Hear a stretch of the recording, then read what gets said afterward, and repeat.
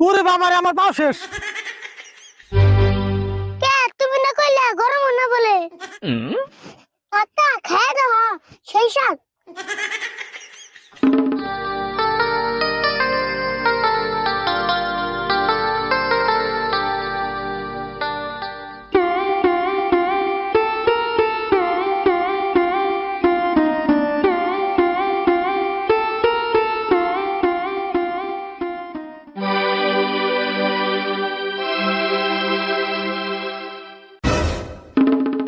এই তোরা না কোন চুন চালের লিখে পাঠিয়ে দিয়েছিলাম, হবাই হস।